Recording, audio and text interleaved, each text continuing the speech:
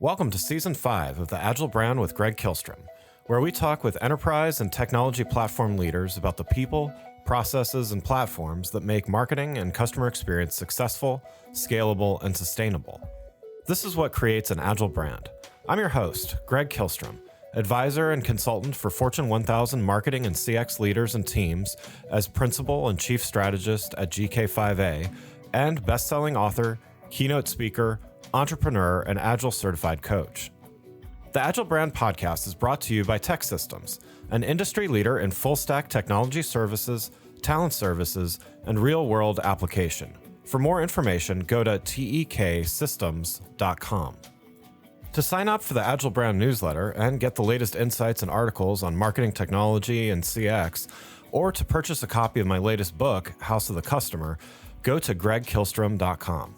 You can also find all my books on Amazon and other retailers. And now on to the show. In May of this year, I was fortunate to be in Durham, North Carolina at the 2023 CXPS, that's Client Experience for Professional Services conference, where professionals from around the country met to discuss some of the unique challenges that customer experience presents to professional services firms.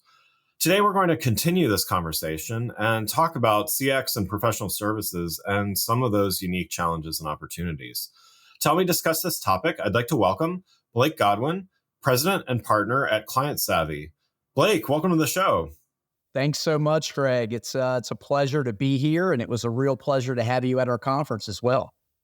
Yeah, I had a blast. It was great to talk about. I talked about AI and how that kind of be applied by professional services firms. Had a great time there.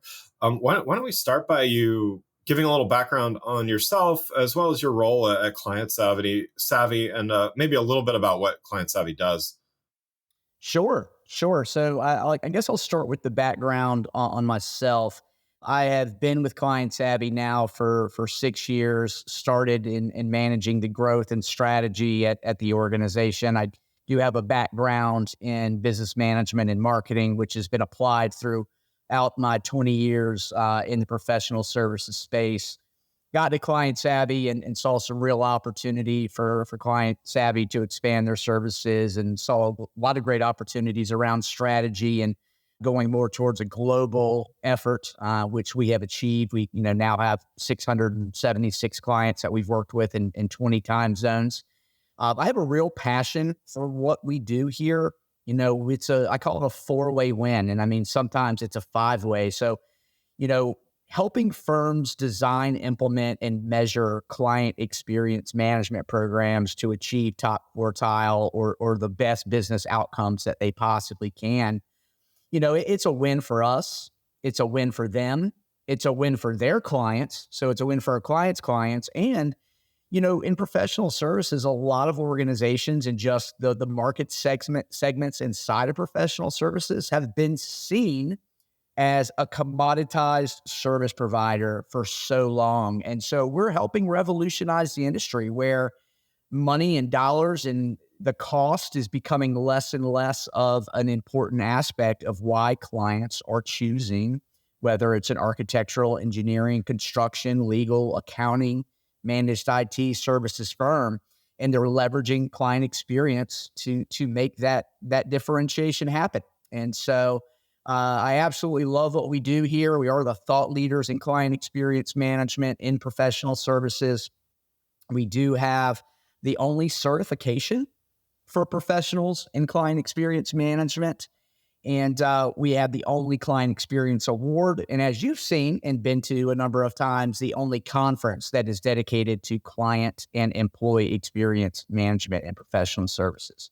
Been around 20 years and still going strong, Greg. That's great. So as you mentioned, the CXPS 2023 conference just wrapped up a few weeks ago. It seems like time flies, but so let's start by recapping a little bit about the conference. And as I mentioned, great turnout and great thought leaders there talking about this stuff. What was one of the biggest highlights for you of the conference? It's interesting. The highlights year after year, I mean, we just completed our ninth year, seem to be the same.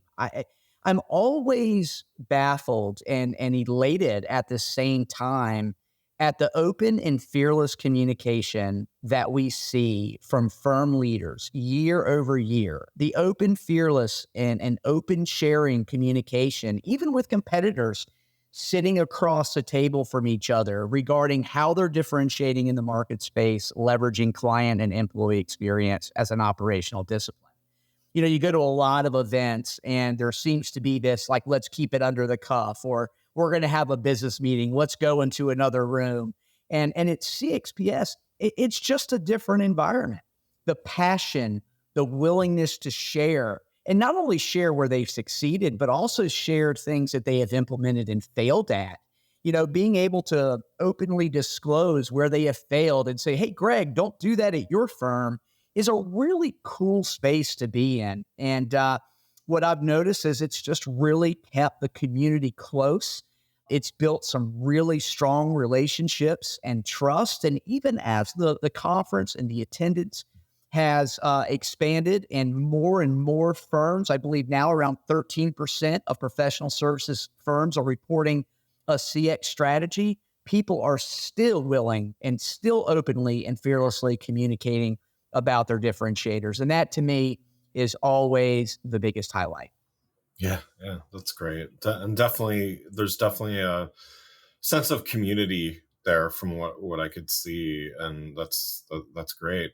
So, this episode's going to be airing in late July here. 2024, believe it or not, is going to be around the corner sooner than we think, right? Yeah. What are you looking forward to for next year? Well, we always have new faces. I mean, one thing to realize for anyone who's listening is that CXPS is not just client savvy clients. In fact, about 40 to 50% of the attendants are clients, and about 60 to 50% of attendance is just people who are either looking to embark in client experience management, who have been on the journey, who are advanced in their journey with regard to CX. And so year after year, I just love seeing new faces. I love the new content, seeing what people are doing differently than even CX managers have been doing for years. And last but not least, I'm a numbers guy. I really love statistics. And, if you went, and Greg, you probably know this, if you would have gone to a conference 5 years ago and said CX, it was like you had three heads. Right, right. You were this rare dragon. Nobody knew what you were talking about. And now you can't go to a conference that doesn't have a client experience track, a dedicated track. And so what's really cool at CXPS and being the organization that is seeing all of these incremental adoptions and the rate of adoption happen across professional services is the stats seem to just change at a rapid pace. So going from 2023 to 2024, I'm extremely excited about seeing where has the industry gone? Where have they seen the improvements? How big have those improvements been? What are the average profit margins, for those firms that have embarked on it? So the stats really, really, really get me excited at Yeah. CXPS. Well, yeah, definitely looking forward to it, and I know we'll be talking more about it in the months to come.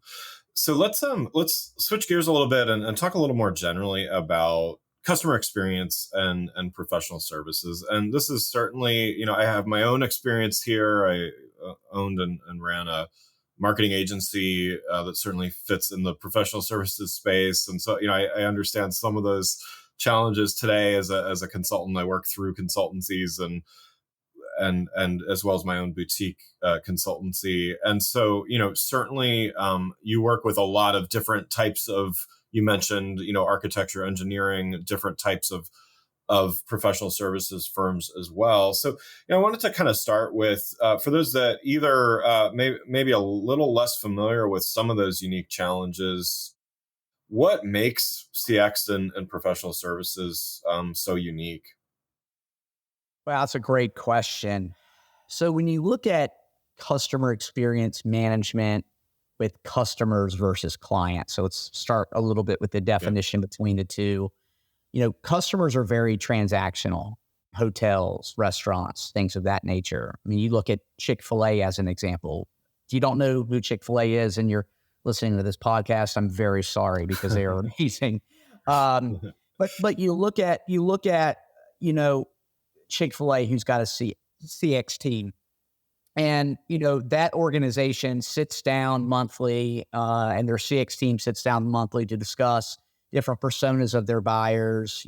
How do they create better experiences, and how do they make an impact to their customers to make them drive past 5 other fast food restaurants or other restaurants that drive chicken sandwiches, sometimes at additional cost, sometimes not. Just how do they implement it to make it better? And they've done a heck of a job. And I mean, they do this all for a $5 sandwich. Right. Professional services is unique because it's with clients. It's high touch. It's long-term relationships. And, I always ask the question, Chick-fil-A does it for a $5 sandwich. Why are we not doing it for $500,000 or $5 million projects? Yeah. Why would we not do that? The other thing that makes it a little bit unique is that there are so many different touch points and so many different areas that you can design around to really impact the experience that your clients have, that the monumental improvements in share of wallet, increased profitability, decreased competitive work versus negotiated bid, it's just exponentially higher. And so while there is more to do in CX around in professional services, there are much larger rewards in professional services as well. Yeah. And you make a great point there. A Chick-fil-A, just to use that example, seeing the stats that some of their metrics are, increase. They have better same store sales than their competitors, and they're closed one day of the week, and all those kinds of things. But to that point, it's a whole different set of metrics and scaling. And, a professional services firms may have multiple offices and multiple locations, but not hundreds of franchises or offices. So the scale is different in both regards, right? So there's less locations, there's less individual sales, and yet each sale is exponentially larger in some cases than a chicken sandwich or something like that. Well, yeah. Well, but think about it this way too, Greg. What's interesting about it is I would argue maybe there's more locations. So think about it this way. Chick-fil-A is, for the most part, each one of them are individually owned. And so like a Wendy's or, like another fast food joint, most of them are individually owned, or a group of restaurant owners own a number of these other fast food chains. And so it's very easy for someone to have loyalty for a Wendy's in their location, but have no trust for a Wendy's in another location. Yeah. Where Chick-fil-A has, with each shop being owned by one individual, maybe 2 shops by an individual, they have figured out a way to consistently deliver experiences across each location with each owner. Where you look at professional services, and let's say you're a 2,000 person or a 200 person engineering firm. You've got 50 engineers who all have the opportunity to deliver consistently on experiences. But yet what we have is we have brand loyalty with individuals rather than the brand and the organization themselves, because each project manager or each lawyer or each accountant or consultant delivers experiences differently. There is no brand recognition in client experience. And so that is what makes professional services a little bit more complex, yet alike in the fact that each Chick-fil-A is owned by one person, each project manager is their own person. But the problem in professional services is that everybody delivers different. Yeah, definitely. And so, you work with a lot of professional services firms, you work with them internationally, as you mentioned as well. Where I think, to your other point, it's hard to miss the conversations about customer experience or client experience these days, right? So, you go to a conference, you read blogs, whatever, that CX is a term that's ubiquitous. It may be not consistently understood and certainly not consistently applied, but these firms, they understand that it is important that it can make an impact at some level. In other words, I think everybody's agreed on that premise. But where would you recommend that they start if, let's say, they're not very far along that path of just like they know they should be doing something better. They've seen some stats that might be relevant to their industry or type of business. But where should they get started? Wow, that's such a great question. I always go back to a pretty recent study from Bain and Company. So Bain and Company went out to over 500 CEOs in the professional services space, and they asked those CEOs, "Are you delivering an above average client experience?" And 80% of those CEOs said yes, which of course statistically is impossible. But my favorite part of the study was, my favorite part of the study was then they went out to all of those CEOs' clients and asked them the same question: is that firm delivering an above average client experience to you? And what percentage, Greg, of those clients do you think agreed? Definitely less than half. Yeah, 8. Okay, 8%. wow. I didn't realize it was that low. Okay. 8%. And so that's now known as a CX gap. It happens in, three different areas: failure to design, failure to execute, and failure to renew capabilities. But that's besides the point. The best place to start is understanding the gap between the perception that you have about your own firm versus the perception that your clients have. I think that is one of the biggest shocking moments for any firm, but it's where you have to start. Otherwise, how do you know where to go?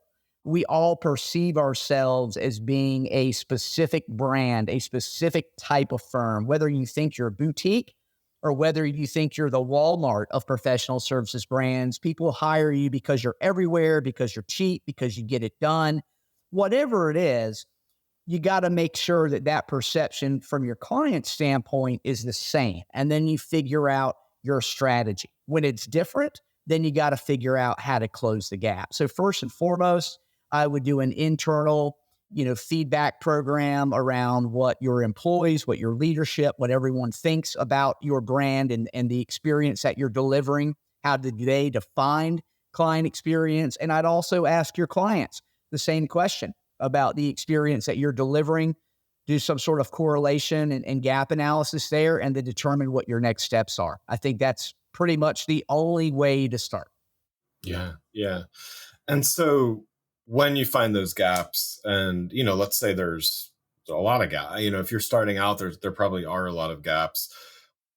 Are there certain ways that you coach your clients to figure out, what do they focus on first, or, what do they focus on when they're trying to find ways to improve? I mean, again, they may have a list of 10 areas and they all seem about equal or whatever. Like, how do you kind of make the tough call of where to look?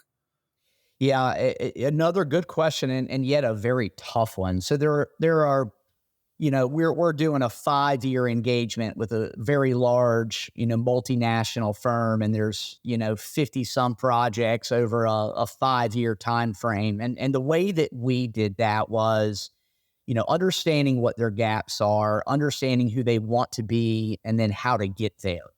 And so when you're doing CX, there's some pretty interesting aspects, Greg, where you can do small doses of effort that get quick returns. It's like eating a Snickers bar, right? That quick sugar rush. Yeah. Got some medium effort, kind of low hanging fruit, take a little bit more effort, maybe a little bit more return, but takes a little bit longer to see them. And then you got long-term efforts, large efforts to improve a client experience that bring long-term return on investments in the future. And so the way we look at it is we say, all right, well, what are the firm challenges? What are the business impacts? That's financial impacts. Who's impacted? How are they impacted? What's the rate of return based off these specific initiatives? And we look at low engagement, medium engagement, or low effort, medium effort, high effort. And we try to determine how do we go about using the low effort to fund and drive returns and create opportunities to do the medium effort, to do the long-term high effort things, and let each thing support the next. So a couple things that you can do, empathy mapping is a great exercise. If you understand your client's perception at different life cycles of your engagements or even just their overall perception, you'll get a pretty good idea of how they're feeling. So map out your project, talk about what are they thinking, what are they feeling, what are they saying, why are they saying it, and what are the things that you could do to improve on that journey. The other thing is that we're doing that doesn't take as much feedback, Greg, is designing your project experience. So essentially, I would say, all right, who's my persona? Well, it's Greg. It's the agile brand. And here's what our journey looks like with them. How do we design a way that every interaction that Greg has with our brand creates an emotional reaction that he cares to repeat? And then how do we train that across all of our staff to make sure if Blake's delivering it, if my business partner Ryan's delivering, if our team lead on the client success is delivering it, Desi, how do we all deliver a consistent experience that makes Greg go, you know what? I don't love Blake. I love client savvy. And designing that project experience to deliver it consistently creates monumental improvements in business outcomes. Before we continue, let's take a quick break. If you're like many marketing leaders today, you're inundated with a need to improve the customer experience across an increasing number of channels and touch points, all while ensuring your team is performing well, innovating, and continuously improving. So how do you find the time to determine what's next for you, your team, your brand, and your customers? My company, GK5A, can help.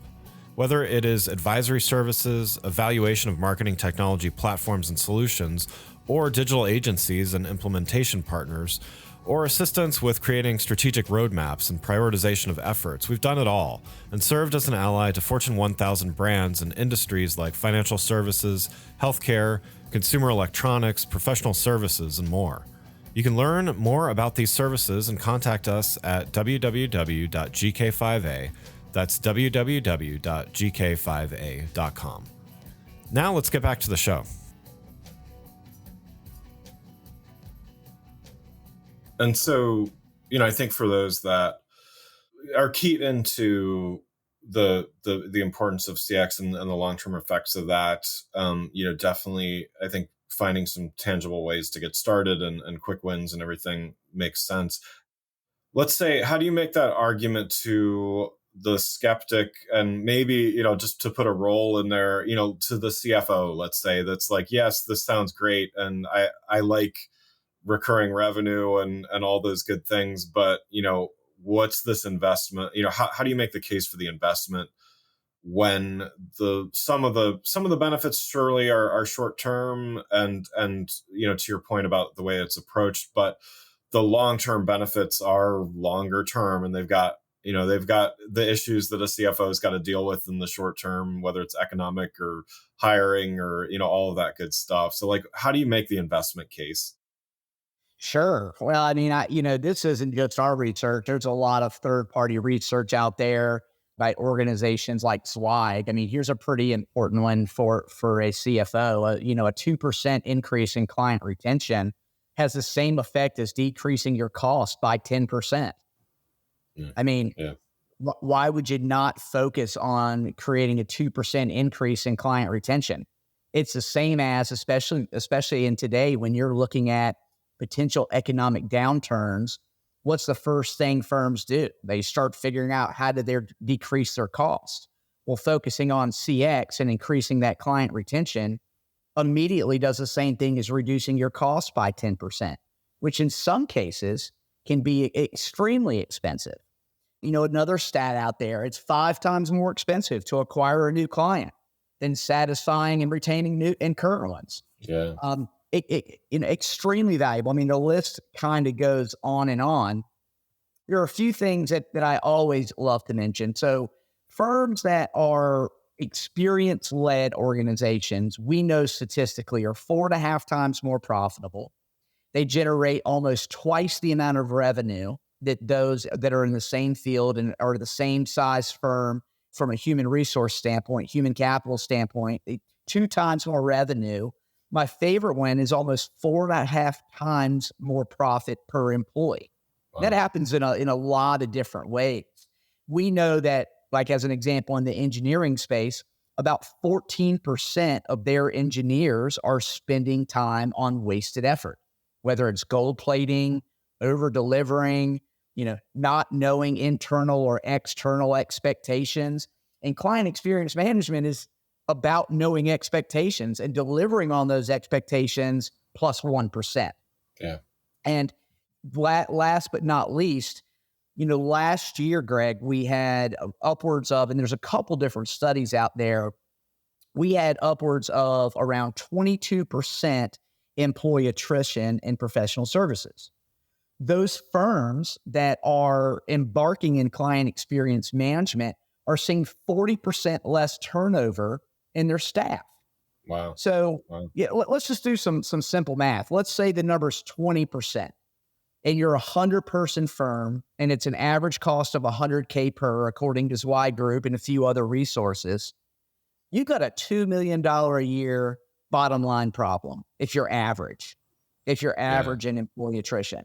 $2 million profitability problem. If you reduce that by 40%, you put $800,000 back in your pocket. Yeah. Wow. Yeah. I mean, the numbers from, if you're a numbers person, I think it's easy to explain CX. If you're not a numbers person, I think sometimes it's a little bit hard to grasp. But over the 20 years of us doing it, the statistics are really irrefutable. The numbers are there. The argument has been made. And all you got to do is really just look at it, really absorb it, and apply it to your business. And CX will begin to make a lot of financial sense. Yeah, and one last question on this topic. You've been doing this for a while, and I've certainly, I'm in CX pretty deep as well. But do you see? Is it easier to make that argument, maybe too strong a word even, but is it getting easier to convince those people that used to be skeptics, just given all of the wealth of data and statistics and everything like that? Yeah, I think it is. And I don't know if it's the data that's doing it or if that these firms now know other firms that are doing it. Yeah. Professional services, in full transparency. And I think any leader on the podcast right now would agree. Professional services is kind of the last to adopt anything that is what we would consider to be progressive in business management. It always has been that way. And a lot of times it's because we don't know others that are doing it. You don't want to be the first to market. And so if you don't know other firms that are doing it, if you're not going to, if you don't know others that are using it to differentiate, it's not something you want to invest in. And so it's kind of gone from, I don't know that I can afford to do that, to I don't know that I could afford not to do that. Yeah. And so that's really been the change when you look at a 300% year-over-year adoption of CX management and client feedback and these other items that are components of client feedback. You can talk to someone now. A lot of our incoming and inbound conversations, Greg, they're like, oh, we received this from this firm, or we talked to this firm and they said they were doing this. And so, that did not used to be the case. And so now that they know others who are doing it, now that the statistics are kind of front and center, you can Google it, you can look them up, you can find it. It is just holistically making it easier. Yeah. Yeah. Well, so I wanted to also talk about your company, Client Savvy, and I know you gave an intro at the beginning of a little bit about what you do, but can you talk a little bit more about so you're working with professional services firms. What does the platform provide? What does your team do to work with and help your clients? Sure. Thank you for asking. We've been around since 2004. So in January, we're very excited to announce that we will have been in business for 20 years. Wow. We knew back then, Greg, that the only way to truly differentiate in professional services is through leveraging client experience management as an operational discipline. We also knew, even before Bain and Company came out with their study, that, there was a tremendous variable or difference between the way we think that we deliver experiences versus the way our clients perceive them. And so that's when we created the patented client feedback tool that was designed specifically for professional services. And that platform is designed for our clients to be able to go out to their clients during incremental milestones of their engagements to capture experience-based metrics, both quantitative and qualitatively, on hard skills, soft skills, deliverables throughout that entire life cycle. And what we start to be able to see is where the strengths, where the challenges, where the wants, needs, and desires of our clients, where could we see consistencies around raving fandom and loyalty. And then we take that information from a consultancy standpoint at Client Savvy, and we deliver insights and make recommendations. And if a firm wants us to, we even help them operationalize it. What's different about Client Savvy is that though it is a feedback platform and it is patented, 23 claims on the patent, there is not another feedback platform like ours that was designed for professional services. But the main differentiator is we're focused on outcomes. I know it sounds silly, but the scores don't matter. They really don't. It's what you do with the scores that matters. Yeah. It's what the correlation between your voice of client program and the business outcomes that you're trying to create. That's what matters. And so every client that we work with, like I said, over 670 and 20 time zones, every client that we work with, we seek very deeply to understand that organization. Again, firm challenges, root causes, impacts, opportunity cost, return on investment. And it's not a magic calculator, it's a conversation, right? And we start to look at how can we help? And that's the foundation of how we create the cadences, the questions, the categories, and it sets the foundation for how our client success management or CX consultants look at the data as it comes into the platform. And we help our clients measure success all the way through. Yeah, that's great. Yeah, and agree about the scores and the measurements. I mean, they're a guide, but it's about the outcomes and the work that's done to create those outcomes, right? So for a customer of yours, a client of yours, who typically is your client at your customers? Like, is there a particular role? Is there a department? Who's typically buying? In other words. Yeah, it's really changed a lot. I mean, it used to start in the marketing department. I believe that's, and it still primarily does. It starts in marketing. I think a lot of firm leaders believe that feedback is all about supporting marketing. Yeah. Some of the more progressive firms are realizing that feedback is just a small component of CX management, and CX management is really affected or implemented in operations. Honestly, it really varies. What we seek as an ideal client for us is organizations that don't like complacency, good organizations that realize they can be better, great organizations, that realize they can be better and that have buy-in from different divisions inside of the organization, because it takes us all to make it work. Think about the 5 stages of empathy. So there's entice, engage, enter, exit, and extend. So entice, that's the moment somebody's looking for a firm. Enter, that's the moment they decide to reach out and engage. That's the moment they start and they reach out and they start having conversations with you. Enter, that's when you begin doing the project and you're doing the engagement with them. There's the exit. That's when you're closing out your engagement with the client. And then there's extend, when you're not even working with the client at all. How do they not feel abandoned? How do they feel supported? How do you stay in front of them and deliver exceptional experiences when you're not even working with them? And so when you think about that entire roadmap of a journey that your clients have with you, It's all the way from your reception to your marketing team, to your business development team, to your project management or onboarding team, to your project delivery team, to your AR team who's sending out invoices and dealing with collections. And, everybody in the organization needs to realize that they are impacted. Their lives become easier, safer, and better, and so do their clients by implementing CX. Yeah, absolutely. Well, Blake, thanks so much for joining. One last question before we wrap up here.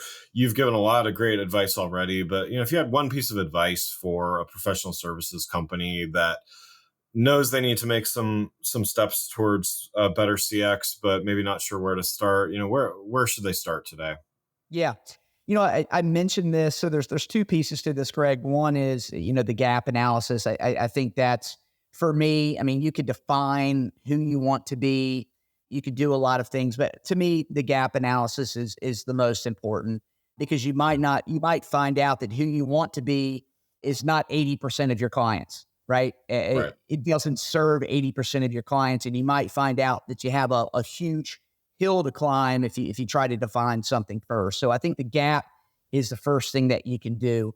But my biggest piece of advice to any organization that is looking to embark on CX, or even that has embarked on CX management, look, this is like eating an elephant. You got to do it one bite at a time. And please, please, please, please celebrate all of your small wins. Every win's a win. And if you try to turn CX on like a fire hose, you will drown. Things will not go the way that you expect it to. And so you will lose adoption. You will not be able to tell your successes, and it will just somewhat fizzle out. Remember, it's like an elephant.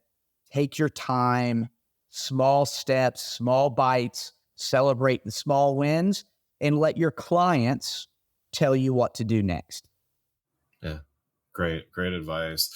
Well, again, I'd like to thank Blake Godwin, president and partner at Client Savvy, for joining the show. And if you weren't able to make it to CXPS this year, I highly recommend you mark your calendars for next year. It's a great show that anyone in professional services or who serves the professional services market should attend and participate in. You can learn more about Blake, Client Savvy, and the CXPS conference by following the links in the show notes. Thanks again for listening to the Agile Brand with Greg Kihlstrom podcast, brought to you by Tech Systems. If you enjoyed the show, please take a minute to subscribe on your podcast channel of choice and leave us a rating so that others can find the show more easily. You can access more episodes of the show at www.gregkihlstrom.com. That's GREGKIHLSTROM.com. To get a copy of my latest book, House of the Customer, visit my website, or you can find it on Amazon or other retailers. The Agile Brand is produced by Missing Link, a Latina-owned, strategy-driven, creatively fueled production co-op. From ideation to creation, they craft human connections through intelligent, engaging, and informative content. Until next time, stay agile.